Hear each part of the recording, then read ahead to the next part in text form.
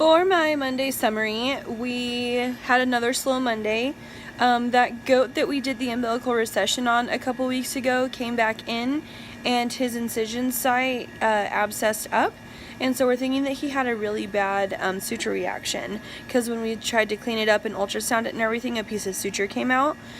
So we took him back to surgery, but we didn't do general anesthesia or anything like that. We gave him Banamine as a pre-med, and then we induced him with a little bit of midazolam, and I believe we pushed a little bit of BKX to kind of keep him down. And Dr. Sakai lanced those areas, opened them up, cleaned them out as best he could, and then we ended up putting Penrose drains in them. And then the rest of the day was just kind of doing treatments and everything around the hospital. That umbilical recession repair abscess took a little bit longer than what he wanted, but we monitored vitals every 5 minutes, and the goat did really well and he recovered really well. So again, no post-op medications or anything like that, just the pre-med of Banamine to hold him over. On Tuesday, I was a part of half of a debridement for pedal osteitis, which is chronic inflammation in the hoof from lots of trauma, so jumping horses or just a lot of hard hitting to hard surfaces. And it was on a Clydesdale, and he had a huge hole in his hoof. So what they had to do is they had to pull the shoe and trim that hoof back to where that hole was, because it was kind of on the edge of the toe. And then they had to clear out that hole, so they just kept digging away and debriding away all of the dead tissue of the hoof.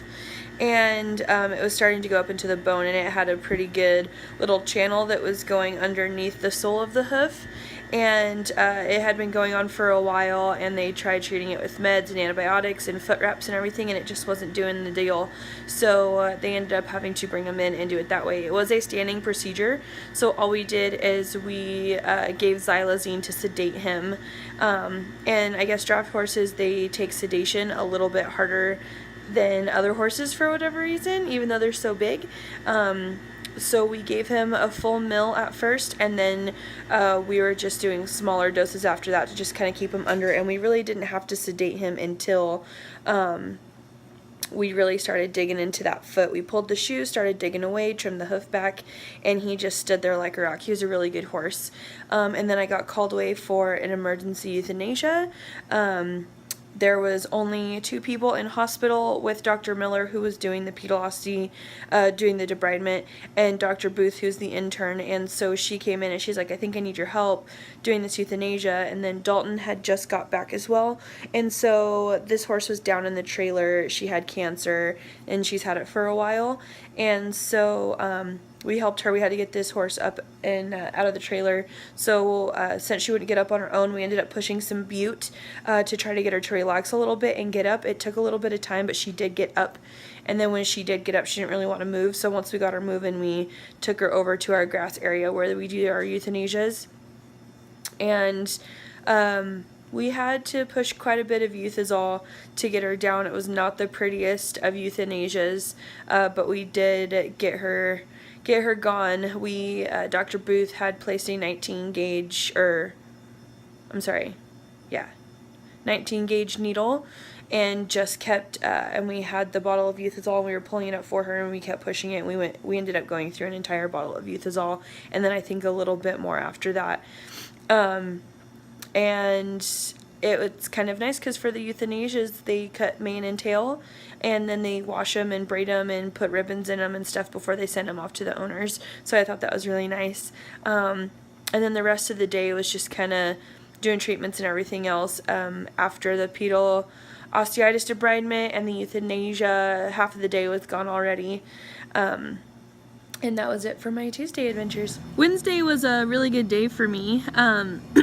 We did a needle scope of the hock on a horse, and there was another horse that needed another needle scope, but we were unable to do it for the fact that the needle scope broke after the first one. So we had to wait and do it the next day. But for the needle scope, I was able to place the IV catheter for the horse, and it went very well. I got it on my first try, and I was very excited about that. And so we used xylazine to sedate, and then we ended up using Dorm to get this horse to really, really relax. We did xylazine at first, and then we once we got the bandaging and everything going on the horse, and there's a boot called a Kinsley, and it's a metal boot, and it keeps the leg bent in a certain angle to be able to do the needle scope. And this horse, fully sedated, front half was sedate, back half was not. He kept kicking and everything like that, but we ended up still being able to do everything, but we were pushing like 0.2, 0.3 of Dorm every so often to just really get him down in his sleep. And we did not find anything on the needle scope to justify taking him to surgery to clean up the joint or anything and do an arthroscopy. So that was good. And then later that day, we had a little goat come in with a possible broken leg, and it was on the right hind that she was non-weight bearing. And so we took x-rays of her, and she did have a little bit of a fracture in her metatarsus. And so Dr. Coley was the doctor on that case, and he called owner to see if she wanted to go further with any treatment, if she wanted a cast or a bandage or to euthanize the animal. She did choose to try to fix the leg. Dr. Coley said that goats are like cats, and the bones can be in the same room but in opposite sides and still heal together. So with it being a younger goat, hopes were high for this fracture to heal really well. And so we did a Bobby Jones on this little goat, and Dr. Coley is the one that did the bandage, but he was telling me just like how it went, and he did say that for future or anything like that, that me as a tech would be able to do that, but he just wanted to do it since her leg was so small and just kind of show how he does a Bobby Jones on these type of animals. He did choose a Bobby Jones over a hard cast for the fact that this goat is with other goats in the pen, and the owner said she was going to have a really hard time trying to keep them all separated, but there are bigger goats, so he chose the softer cast over a hard cast for the fact that if another big goat were to pick on her, kick her, push her, anything, that leg could break right over the top of the hard cast. He said that's happened to a horse before, and so he would rather it be a soft cast so there's a little bit more give if she were to get picked on. Other than that, that was my day. It was a pretty slow day. There was a lot going on around me, but everything that I was involved in took a little bit of time. So for that goat, we gave her Banamine for pain management, and then hoping that the cast, keeping that leg in place and still, that she wouldn't need anything from then on out. And he wanted to see her back in about 4 weeks, I believe, just to check on it and possibly get a new bandage or a new cast and kind of go from there. And when we were doing the cast, just to kind of keep her a little bit more relaxed and sedate, we gave her a little BKX, and she did very great. She was a very good goat. She probably didn't need the sedation, but just so we were able to do the cast with no trouble, we went ahead and did it just to be safe. And that was my Wednesday. Thursday was a little bit stressful for me. It was a very busy day, and they weren't quite sure where they needed me or wanted me. And I was supposed to go out on a ranch calls out to Fallon with Dr. Lau, but Lexi ended up going with her, and I ended up being put as the hospital person. Therefore, I was the one that if anyone needed anything, they'd come to me. So I was like, oh my goodness. Luckily, it wasn't a very busy day.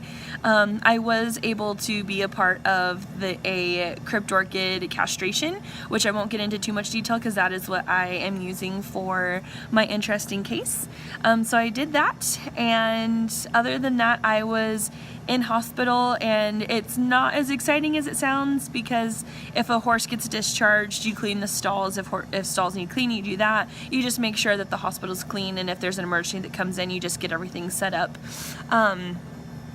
So yeah, I just helped with that surgery, and I did actually get to help with a gastroscope, which was exciting. There was a horse that had been in about 2 weeks ago, I believe, for a colic surgery, and she was there for about 4 days post-op, and she was doing really well, so we sent her home. She started showing colicky signs, and she came back again on, I believe, Monday or Tuesday. And we just weren't sure why she was acting odd, because she'd be fine, she'd eat, and then she'd get kind of colicky again. So we went ahead and scoped her, and she had ulcers. And it was not very surprising to Dr. Sakai for the fact that she had been through a lot in the past couple of weeks. So she had had surgery, she had been in hospital for a long time, and then she went home, and just a bunch of stuff was going on. So he's thinking that stress is what caused these ulcers. And so there were 2 treatment options. The owner could have done a month's worth of GastroGuard, so it's 1 tube a day, which is not cheap. It's about $1,000 for all of that. Or he could be doing ranitidine and the GastroGuard once a day, and it would be half a tube, and then the ranitidine twice a day. And that was the cheaper option. It was about $500 cheaper. So the owner went with that option, and that's kind of what we were doing to her in hospital for treatments. So he went ahead and just continued with that, and we sent her home that day. Other than that, those were the 2 exciting procedures that I was able to be a part of.